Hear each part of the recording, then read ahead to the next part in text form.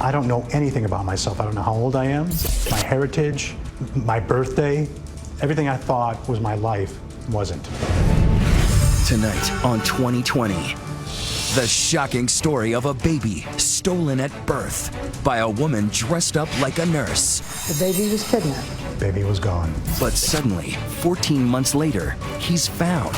Or is he? This is the spot where your stroller was found. I feel eerie. Barbara Walters with the amazing search of a lifetime that you'll only see here. A grown man's obsession with finding out if he's the real baby Paul.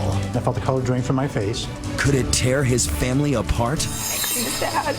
A 50-year-old cold case and our brand new investigation, turning up fresh leads, DNA tests, stunning age progression images, what the baby would look like today. If he's not the real Paul, then who is? Could it be one of these three men? Tonight, cracking open the case. Oh, this is close. Of who was really stolen at birth. Here's Barbara Walters. Good evening. Tonight, a most bizarre story.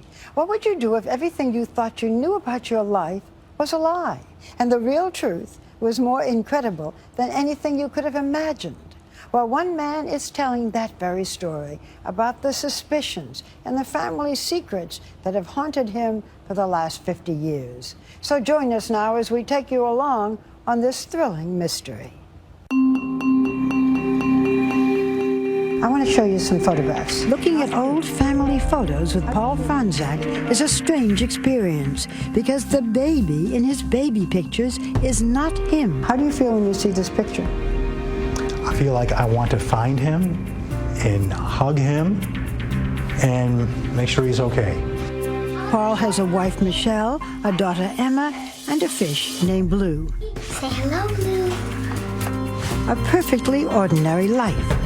The problem, as he recently discovered, it is not his life. This mystery, born of a terrible crime, was supposedly solved nearly 50 years ago.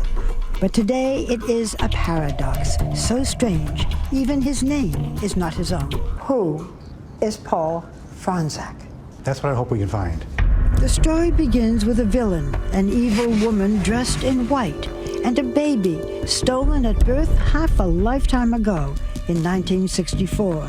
Lyndon Johnson was in the White House, leading a nation still reeling from the assassination of President Kennedy.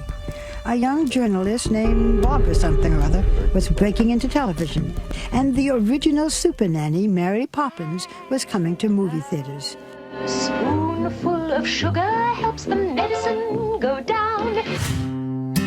In Chicago, Chester and Dora Franzak, married 2 years, living in an apartment in his parents' home, were starting a family. A first pregnancy ended in stillbirth, but on Sunday, April 26th, Dora gave birth to a healthy 9-pound boy.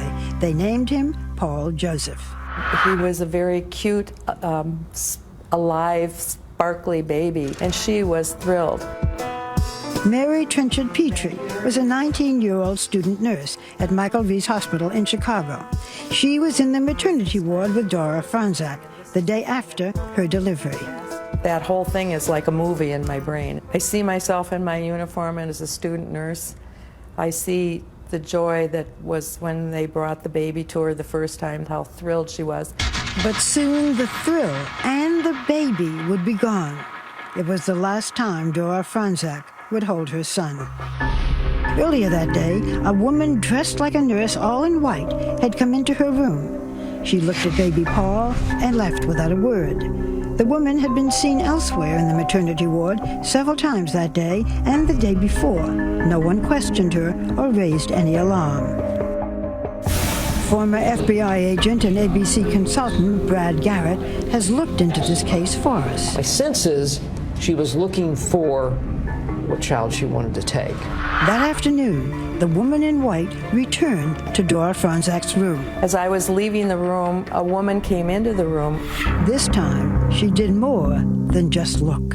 And did Mrs. Franzak give her her baby? The woman said to her, the doctor wants to see your baby. And she said, oh, okay, and handed the baby to her.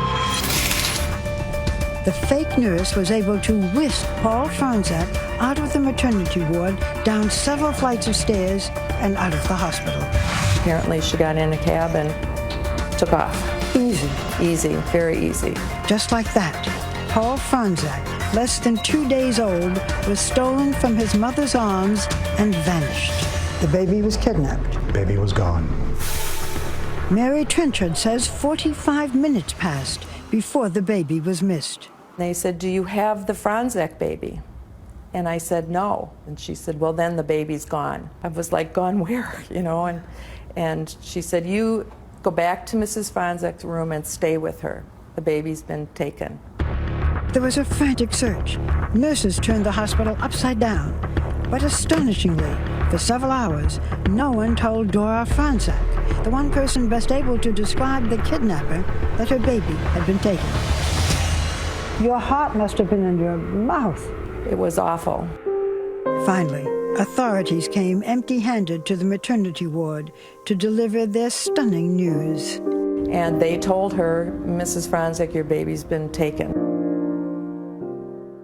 Is there anything you'd like to add, Mr. Franzak? Do you have any personal theory? What would you like to tell the person who took the baby? We uncovered rare archival news photographs and film footage of the case. Here is Chester Franzak, the day after learning that while he was at work as an aircraft machinist handing out celebratory cigars, his boy had been stolen. Do you have an appeal to the kidnapper? I pray that she'll take care of the baby and return him.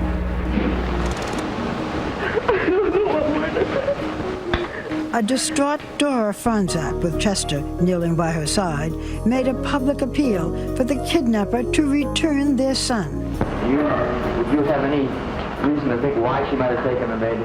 The only thing I can think of, she must have been desperate for a baby, that she would come and take someone else's baby away from them, where she couldn't have her own, or she lost hers or something. But even losing the child, I don't think you're that desperate to go and take another woman's baby. If the kidnapper, seen in police sketches, heard the Franzak's plea, she was not moved by it. But others were. FBI agents and police, many working on their day off, searched the city for the phony nurse and the kidnapped baby. They threw out a dragnet, pursuing hundreds of leads and tips from the public. So where do you go from here, Lieutenant? We're still checking out all the leads we have that we're receiving by telephone and other checks that we are making. Authorities had another problem. If and when they found the baby, how would they positively identify him? There was no DNA testing, and blood testing was inexact. Particularly if you go back to 1964-65, extremely challenging trying to match up, is this the child, the biological child of the Franzaks? There was another identification method then in vogue, the shape of an ear. Basically, it's the dimension, size, and the folds of the ear. Authorities were about to get a chance to put the ear theory to the test. 14 months after the kidnapping, a child was found. A boy, apparently the right age, halfway across the country. Was it possible? Might this be the face of Paul Franzak? When we come back, the Franzaks want to see him with their own eyes. Authorities want a good look at his ear. Stay with us.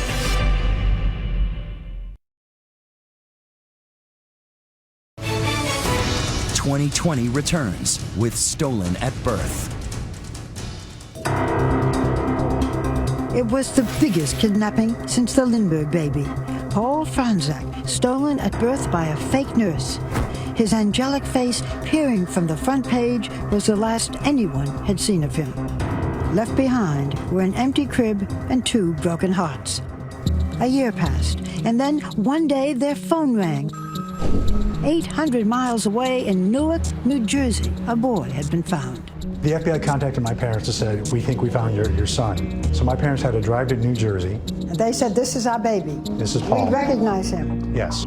Whoever abandoned the baby had dressed him up, wheeled him to a department store in a new stroller, and walked away. You have someone who places a child in a place that's going to be found and found quickly. So it's not somebody that wants this child to die or be harmed in any way.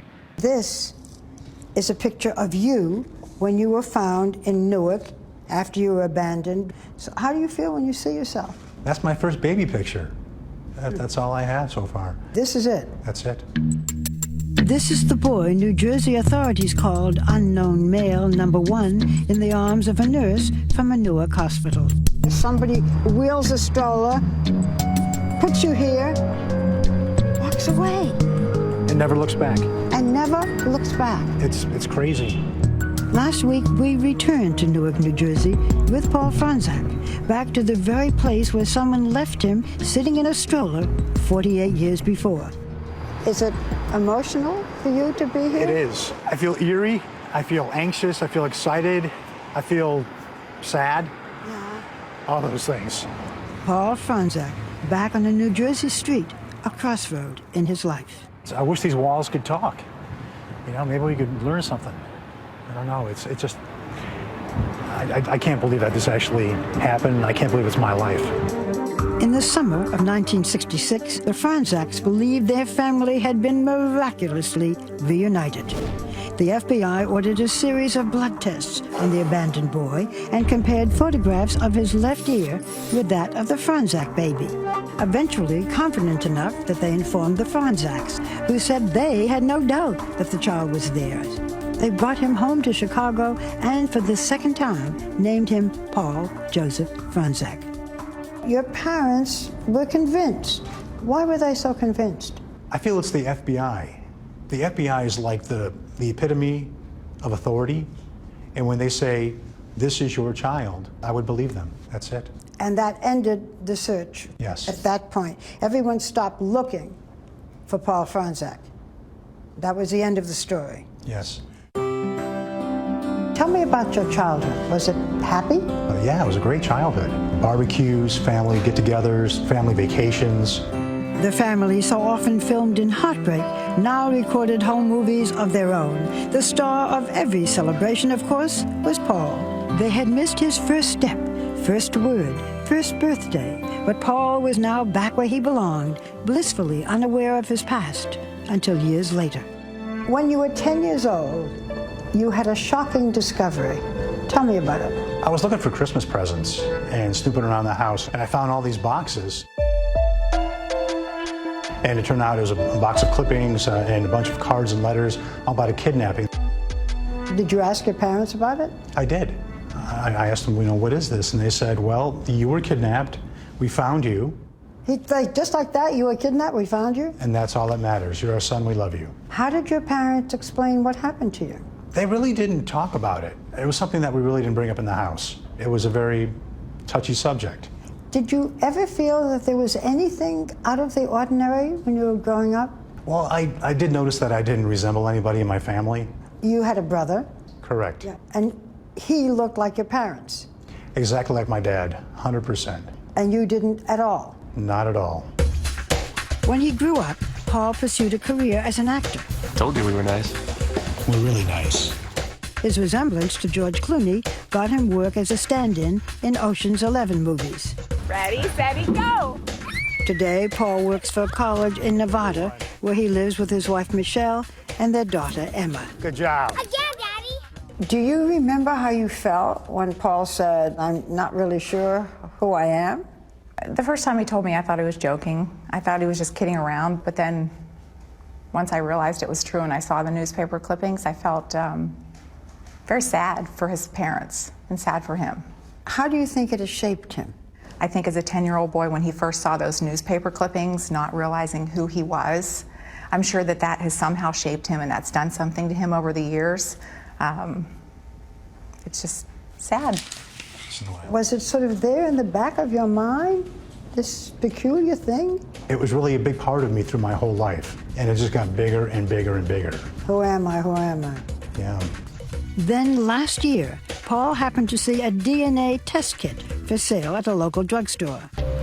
At last, an easy answer to the question that had followed him all his life. The hard part, asking his parents for a DNA sample, forcing them to travel back in time to the most painful part of their lives. It's something I wanted to do for a long time, but I never really had the nerve to ask my parents. Still ahead, will the Franzak family agree to end decades of doubt? Paul is determined to find the truth, but his parents seem just as determined to keep it hidden. And they said, Paul, please don't send it in. We don't want to know.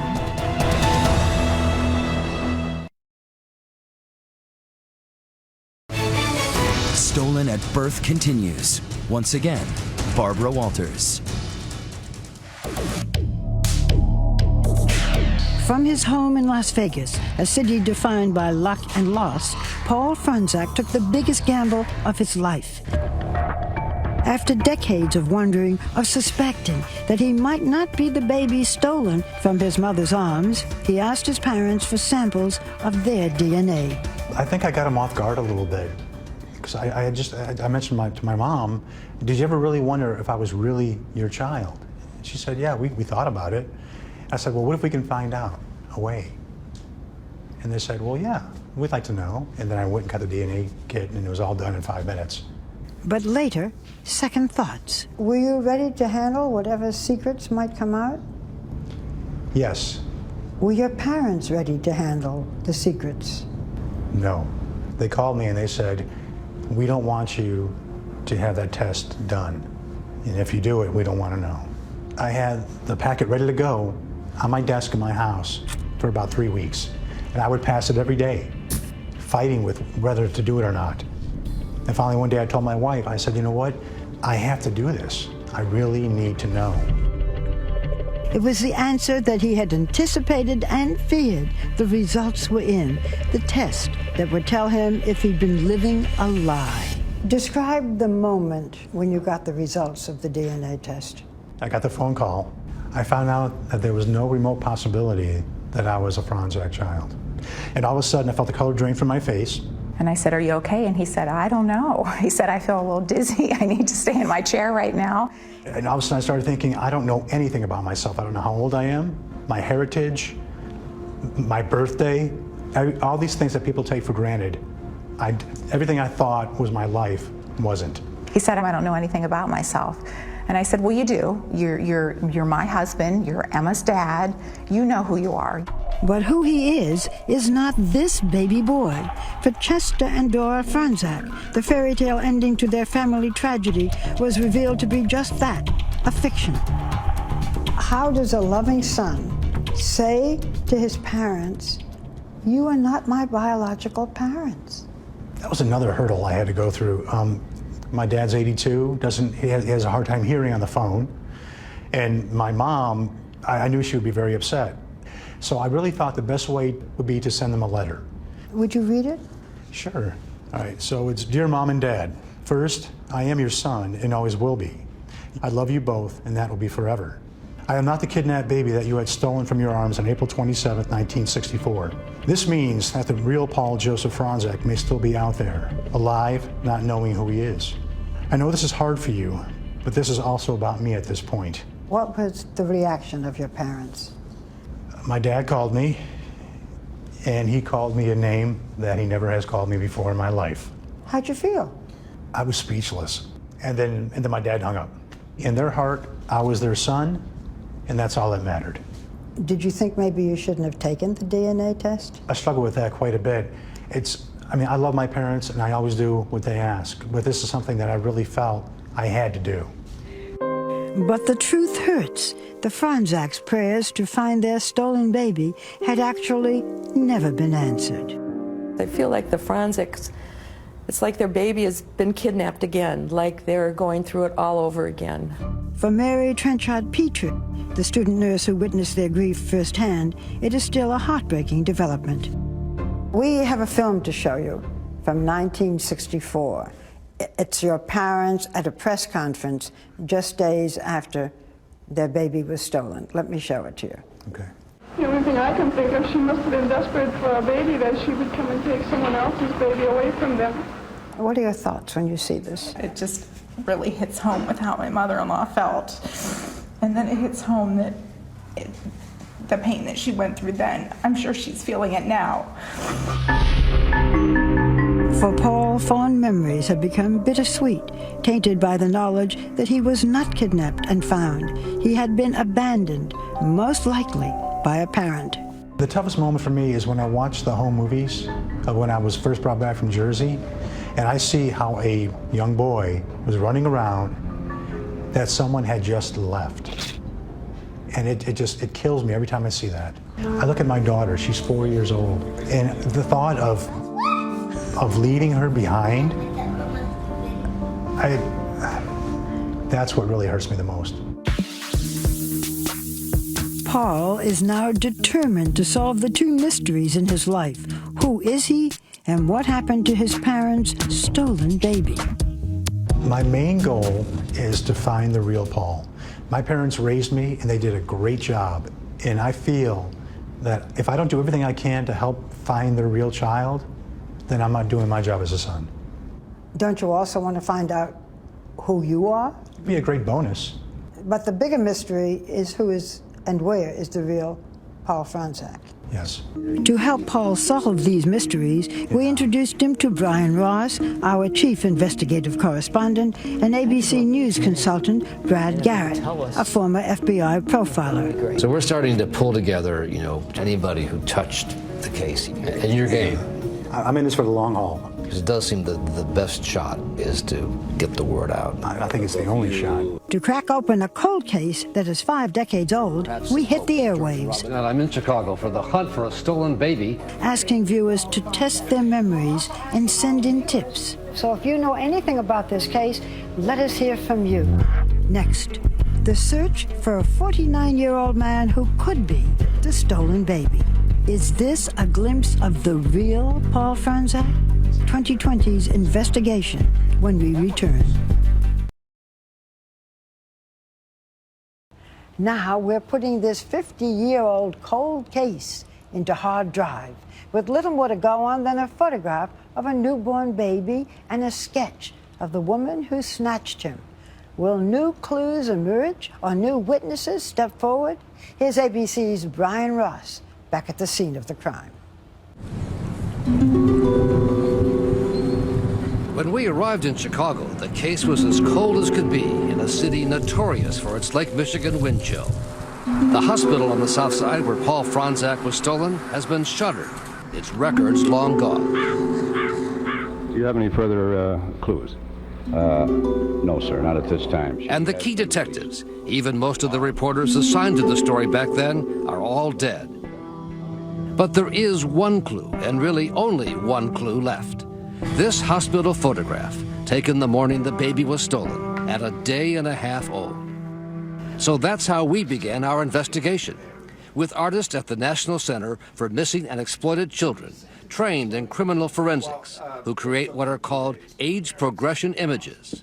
Steve Lofton runs the unit. We've had good success, especially with the long-term missing kids that have been gone 10 years or more. It was this unit that worked on the case of the kidnapped J.C. Dugard in California by creating an age progression image from a photo when she was 11 to what she would look like as a young adult, except for the hair color, close to what she actually looked like when found. Then what was the challenge when you got the assignment with Paul Franczak?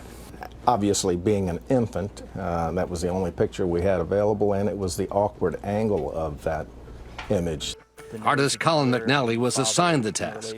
Working from family photos of Paul's parents and brother, it became a kind of jigsaw puzzle, fitting distinctive features from each of the family members into a blank face. I think the nose is the defining characteristic amongst all family members. The deep-set eyes are another characteristic. Along with the mother's mouth and lips, plus a high hairline found in both the father and brother. And then, for the first time, what the real Paul Franczak could look like, 49 years in the making, from blank face to a handsome man in a dark shirt who was stolen from his mother's arms and does not know it. I feel good about it. I think it is in the ballpark, yes, sir. That if he's alive, there's someone who looks like that? Yes, sir. Yes, I would bet on it. The last known sighting of the baby and the kidnapper was at this intersection in the Chicago neighborhood of Bridgeport, where a cab driver told police he had dropped them off after picking them up at the hospital. 35th and Halsted is where the cab came from the hospital. Police went door to door looking for possible suspects. The search went on for days in 1964. Hundreds of police officers and FBI agents were involved. And our consultant, former FBI agent Brad Garrett, says it is likely the kidnapper had some ties here, given past infant abduction cases. They tend to be from the community where they take the child.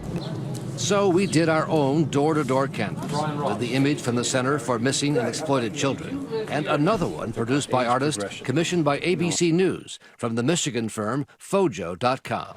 Some of the old-timers in Bridgeport remembered the case. I do remember that baby being stolen. And a few remembered the door-to-door search. Yeah, there was handbills with the picture of the woman. A drawing? Yeah. You don't recognize these pictures? But that was about all. So then, once again, on the air, on our ABC station in Chicago, Channel 7, to show the new age progression photos. What he might look like. And within hours, the tips began to roll in.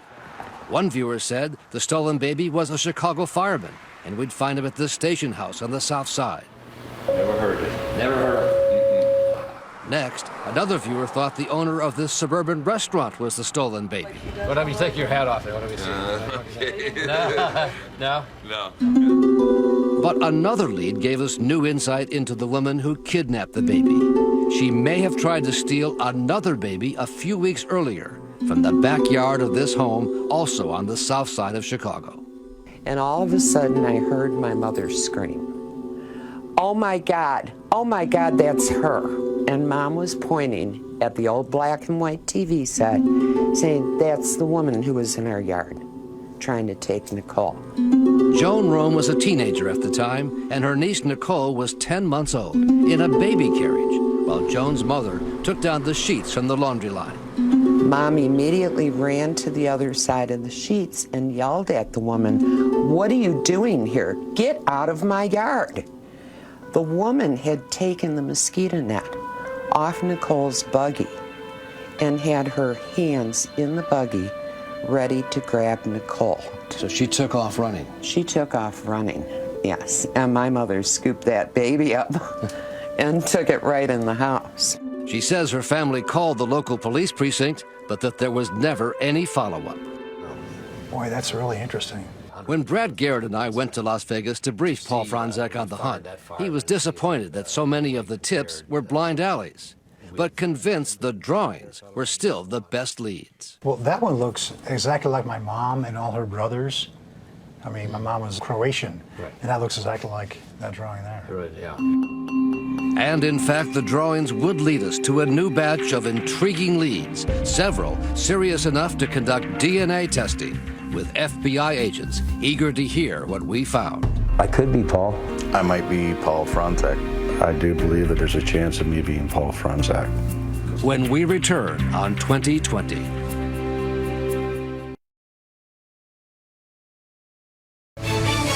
Stolen at Birth continues. Once again, Brian Ross.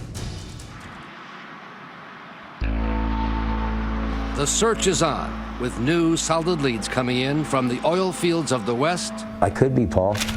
To Southern California. I might be Paul Franzek. To a family that added facial hair to the age progression image and saw the spitting image of Dad. I do believe that there's a chance of me being Paul Franzek. After almost 50 years, there is now new life in the stolen baby investigation that the FBI closed out in the 1960s. We're going to do everything that we can to follow up to see if that baby is out there. We keep looking through it. The special agent in charge of the FBI office in Chicago, Robert Shields, says the case was reopened after Paul Franzek's DNA revealed he was not the stolen baby.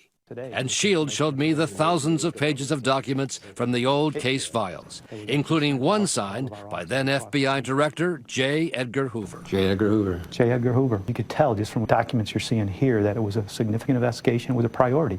We believe there's someone out there that has information. Is there a danger that the person who thinks he might be the stolen baby would say, but I don't want to turn in my mother as a kidnapper? There's always that concern, and I would ask them to reach out for us, talk with us. Would you actually prosecute 50 years later? That's the U.S. Attorney's Office who would make that decision, but we definitely would follow up with them and see whether or not this could be prosecuted. Law enforcement experts told us that once the age progression images were made public, we should be prepared for all kinds of people to come forward with their own reasons why they might be the grown-up stolen baby. And so far, 4 separate individuals have come forward, each of them 48 or 49 years old, about the right age range. Joe Lang and his wife Joni contacted us after they saw the age progression images on the ABC News website. It's about as close as it's going to get, I believe. It is shocking at the similarities. The hairline, everything is a match. Rub it around in there. Lang volunteered to have his DNA tested, telling us that he learned at the age of 8 he was adopted under what he called suspicious circumstances. Nothing adds up. Nothing is normal. Everything is different all the time, and that's you. It was much the same story with Cody Hall of Loveland, Colorado. His wife, Pamela, contacted us after seeing the story on television. The baby picture really reminded me so much of Cody that it gave me chills. Paul said he wanted to take a DNA test because he never knew his birth parents and was told he was just found somewhere by a relative. She just said she found me, but I don't know how that was done. And then there is David Fisher, who lives outside Fresno, California, a man with a troubled life that he says grew out of uncertainty about his real identity and parents, even questioning what appears to be a valid birth certificate. I do believe there's a chance that I am the stolen baby, just due to the fact of all the circumstances of my childhood and how I was raised and how I was passed around. As he provided us with his DNA sample, he told us how his wife and children saw the ABC News stories. And when they saw the picture pop up, they said, "Dad, that looks like you." And when his family added facial hair to the age progression images, there was a distinct resemblance. I was totally shocked when I saw the resemblance. If I had no mustache, it would be me. But we found it even more intriguingly closer to Chicago, in Kansas City, where we sent our consultant, former FBI agent Brad Garrett, to meet with a man who did not want to be identified publicly, but said he not only looks like the drawing, but that his grandmother was found with an age clipping of the original kidnap story from 1964 hidden in her personal effects. There's enough loose ends in this case, in this particular lead, that we believe that we can sort of cut to the chase with a DNA test. But with 4 separate DNA samples ready to be tested, the best leads in 5 decades, our investigation hit an unexpected roadblock.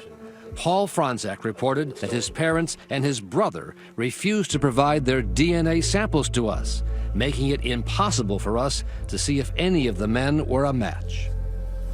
My parents love me and I love them, but for some reason, they don't want to know. And I think by not wanting to know, they don't want to help at all. The Franczak parents, Chester and Dora, and their other son, David, say they will work with the FBI. But the parents declined to speak with us and have not spoken publicly about the case since 1964, when they pleaded for their stolen son's return. And it turns out there are a number of questions they have never addressed, either publicly or with their son. When they brought Paul home from New Jersey, there was no celebration, and they refused to talk to reporters about what should have been a joyous homecoming. In fact, there was so much uncertainty about the case that they were required to formally adopt Paul as their son. And the previously sealed adoption files obtained during the course of our investigation in fact say the blood tests of the parents and the little boy were contradictory, meaning the test did not prove or disprove that the little boy was the Franczak son. But it turns out the top detectives on the case, including Lieutenant Jack Cartan, who helped lead the investigation, were skeptical all along. He was sure that was not the baby.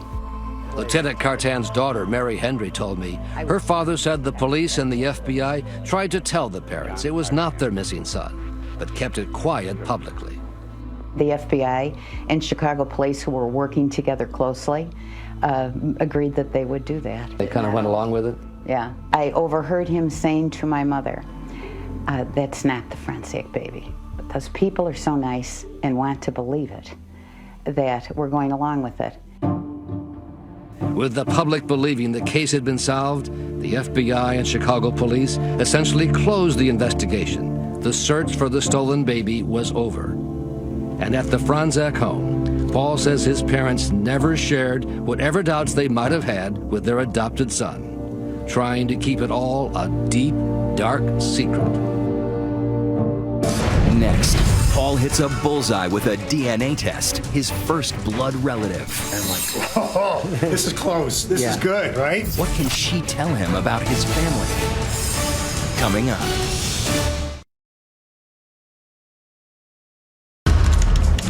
For Paul Franzak, a mission has become an obsession. Here I go again. Between breakfast Man. and ballet lessons, We're going to dance class. he is on the hunt. I work a full-time job, I have a family, but this is my life. And this is my only shot at solving these mysteries. So I put as much time as I can. Everyone goes to bed at night, I'm online researching. This is my first actual baby picture right here. His focus is finding his parents' stolen baby, but he is still searching for clues to his own identity. I feel kind of like an imposter because I'm using his birth certificate. Paul is out there, and I have his birth certificate, and I want to give it to him, and then I want to find mine. Desperate to find any connection to his biological family, Paul sent DNA samples to the genealogy site Ancestry.com. We took the sample that you gave us, and we put it on a chip. And what that does is it gives us a unique DNA signature that only you have. So we compare your DNA to DNA from populations all over the world. So you're kind of like CSI, but you work with DNA. It's family history. The results were Paul's first indication of who he is and where he's from. There were surprises about his ethnic roots. You are 37%, according to our analyses, of European Jewish descent. Wow. Is that new? Well, I was raised a Roman Catholic. Well, so this is interesting. So now I've been twice baptized, and I'm actually Jewish. So it's kind of cool. I have to learn a whole new religion now. I'm excited about that. Even more exciting, a major development in Ancestry.com's search.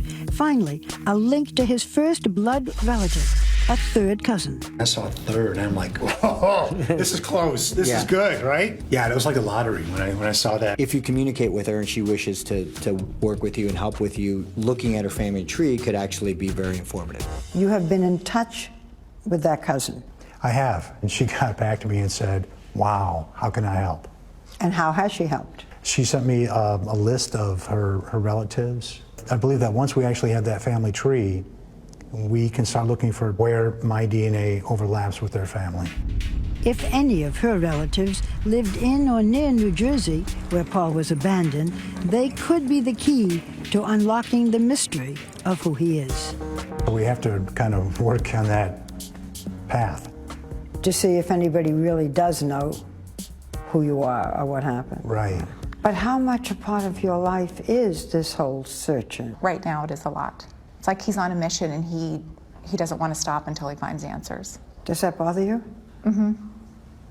You want him to stop? I think he needs to put the brakes on a little bit. And I feel like he's kind of missing out on just everyday things right now because it's always there for him. It's something you can't do in like a 9-to-5 job. It's not like punching in, I'll find out who I am today. Oh, got to punch out for lunch. You can't do that. Being a detective of his own life has taken its toll on Paul and on his wife, Michelle. And there are many days where I know he wants to cry and I want to cry too, but, you know, you can't. Are you crying? I get sad when I think about it. Like when we really talk seriously about it, it makes me sad. As for Paul's parents, Michelle says there is now a rift that she hopes can soon be repaired. They love him. They don't care whether he's their biological son. Paul is their son. And I think what they're feeling right now is, why do you want to do this? We're your parents. Aren't we good enough? I think that they're maybe feeling as though he wasn't happy with his upbringing. But that's not the truth. Yeah, and I can't understand that kind of thinking, because if anything, it should get stronger by finding out these missing links. I mean, how could you not want to know what happened to your kidnapped child? So the search continues, and the hope that a tragic mystery can one day end in a reunion 50 years in the making. If you found the real Paul Franczak, what would you say? First, I think I'd have to give him a really long hug and say, I've been looking for you for a long time, pal. And then I just ask him how he is. How is his life? You know, you may never find the answers. But I might. And he might after tonight's broadcast. If you have information that would help with the investigation, then contact us at abcnews.com/2020, where you can also reach the FBI. And before we say goodnight, we would like to note the passing of our longtime 2020 colleague, Richard Gurdeau. He was a wonderful producer, writer, and friend to all of us, and he was here at ABC for 43 years. Our thoughts and prayers go out to his wife, Patty, and his family. I'm Barbara Walters for all of us at ABC News and 2020. Have a good night.